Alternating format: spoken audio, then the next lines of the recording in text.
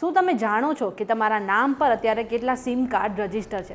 હવે અત્યારે ફ્રોડ કરનારા લોકોની સંખ્યા ઘણી વધી ગઈ છે, એ વાત તો આપણે બધા જાણીએ જ છીએ.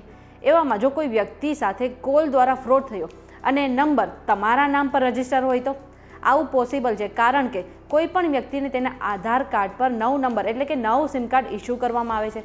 એવામાં જો કોઈ વ્યક્તિ તમારા આધાર કાર્ડનો મિસયુઝ કરીને કોઈ ત્રીજા વ્યક્તિ સાથે તમારા નામ પર ફ્રોડ કરી શકે છે. જો કે તમારે વધારે ટેન્શન લેવાની જરૂર નથી. તમે ઘરે બેઠા એક ક્લિકમાં જાણી શકો છો કે તમારા નામ પર અત્યારે કેટલા નંબર ચાલી રહ્યા છે. આ માટે તમારે થોડા સ્ટેપ ફોલો કરવાના રહેશે. ક્યાં છે આ સ્ટેપ? ચાલો જાણીએ.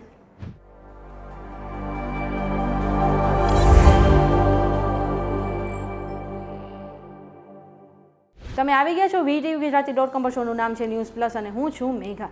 હવે આપણે ઘણી બધી જગ્યા પર આપણું આધાર કાર્ડ આપતા હોઈએ છીએ અને ઘણી વખત એવું બને કે જો કોઈ ફ્રોડ કરનાર વ્યક્તિના હાથમાં આપણું આધાર કાર્ડ આવી જાય તો તે તેનો મિસયુઝ પણ કરી શકે છે અને આપણા નામ પર નવું સિમ કાર્ડ પણ ખરીદી શકે છે અને સિમ કાર્ડ દ્વારા કોઈ ત્રીજા વ્યક્તિ સાથે ફ્રોડ પણ કરી શકે છે.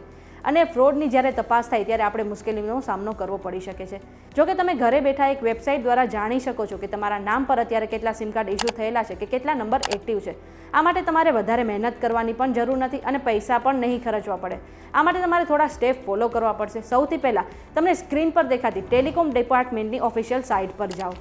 આ પછી તમારે તમારો મોબાઈલ નંબર અને કેપ્ચા કોડ એન્ટર કરવાના રહેશે. આ પછી તમારા મોબાઈલ નંબર પર એક OTP આવશે અને OTP એન્ટર કર્યા પછી તમારે લોગિન કરવાનું રહેશે. બસ આટલું કર્યા પછી તમને ખબર પડશે કે અત્યાર સુધી તમારા નામ પર કેટલા સિમ કાર્ડ એક્ટિવ કરવામાં આવ્યા છે. આ બાદ તમને તમારી સ્ક્રીન પર કેટલા નંબર એક્ટિવ છે તેનું લિસ્ટ જોવા મળશે અને આમાંથી જો કોઈ તમારો નંબર નથી તો તમે નોટ માય નંબર પર ક્લિક કરીને તેની સામે ફરિયાદ કરી શકો છો અને આ નંબર બંધ કરાવી શકો છો. આ ઇન્ફોર્મેશન તમને કેવી લાગી અમને કમેન્ટ કરીને જરૂરથી જણાવજો. જો આજના વિડીયોમાં તમને કંઈ નવું જાણવા મળ્યું તો વિડીયોને લાઇક અને શેર કરી દો. સાથે જ અમારી ચેનલ VTVGujarati.com ને સબસ્ક્રાઇબ કરી લો. આ સિવાય પ્લે સ્ટોર પર જઈને તમે અમારી એપ્લિકેશન પણ ડાઉનલોડ કરી શકો છો. સાથે જ તમે અમારી વોટ્સએપ ચેનલ સાથે જોડાઈ શકો છો, જેની લિંક તમને ડિસ્ક્રિપ્શનમાં મળી જશે.